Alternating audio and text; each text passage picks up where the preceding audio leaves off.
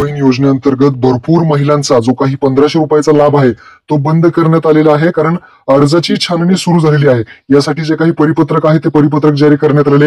या परिपत्रकामध्ये काय महत्वपूर्ण माहिती सांगितली, काय कारणे सांगितलीत, या व्हिडिओमध्ये आपण थोडक्यात समजून घेणार आहे. तर व्हिडिओ नक्की शेवटपर्यंत पाहायचा आहे. पाहू शकता, मुख्यमंत्री माझी लाडकी बहीण योजनेच्या जे काही अर्जाची छाननी आहे ती करण्याकरिता मार्गदर्शक सूचना काढण्यात आलेल्या आहे. दिनांक 1/8/2025 रोजी जी काही मान्य सचिव महोदय महिला व बाल विकास मंत्रालयात यांच्या ऑनलाईन बैठकीमध्ये या सूचना देण्यात आलेल्या आहेत. काय काय महत्वपूर्ण सूचना आहेत, कारण आहेत ते आपण थोडक्यात समजून घेऊयात. पहिलं पाहू शकता, यामध्ये नारी शक्ती दूत ऍप वरून ज्या लाभार्थ्यांनी फॉर्म भरलेले आहेत त्यांचं जे काही वय आहे ते दिनांक पाहू शकता 1/7/2024 रोजी 21 वर्ष पूर्ण नसेल तर लाभार्थ्यास अपात्र करण्यात आलेलं आहे. लक्षात ठेवा, नारी शक्ती दूत ऍप वरून तुम्ही फॉर्म भरला असेल 1/7/2024 रोजी 21 वर्ष पूर्ण पाहिजे तरच तिथे फॉर्म पात्र ठरेल, नाहीतर हा फॉर्म अपात्र करण्यात आलेला आहे.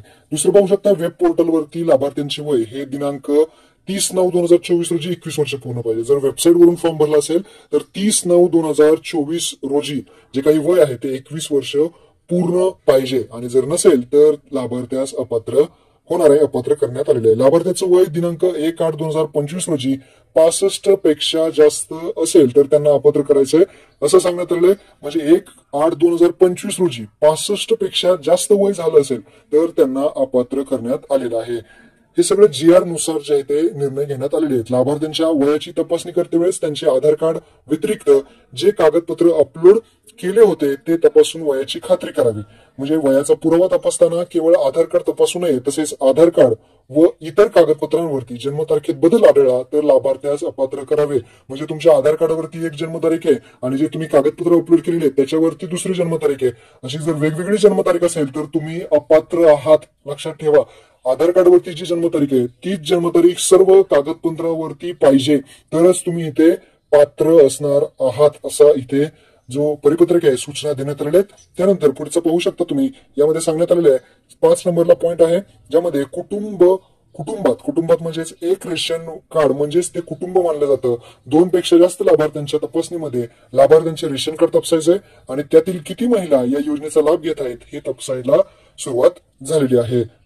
कारण तुम्ही पाहू शकता, शासन निर्णयामध्ये एक कुटुंबातील एक विवाहित आणि एक अविवाहित महिला या योजनेचा लाभ घेण्यास पात्र आहे असे नमूद आहे. ते म्हणतायत की शासन निर्णय तुम्ही वाचा, शासन निर्णयामध्ये सगळा उल्लेख अशा पद्धतीने 2024 मध्येच केलेला आहे. मान्य सचिव यांची ऑनलाईन बैठकीत सूचनेनुसार एक कुटुंबातील एक विवाहित आणि एक अविवाहित महिलेपेक्षा जास्त महिला लाभ घेत असेल तर कुटुंबातील सदस्यांनाच विचारून पात्र किंवा अपात्र ठरवावे. जर एका कुटुंबामध्ये 3 ते 4 महिला असतील तर त्यांनी ठरवायचं आहे की कुटुंबामध्ये कुणाला पात्र करायचंय. मग ते चौकशी होईल, तुमच्या घरी सुद्धा काही अंगणवाडी सेविका किंवा कोणी येऊ शकतं, तुमच्या घरात कुणाला लाभ द्यायचा हे त्यांचा आधार कार्ड वगैरे घेऊन जाऊ शकतं. मग ते तुम्ही कुटुंब ठरवेल की कुणाला लाभ द्यायचा आहे.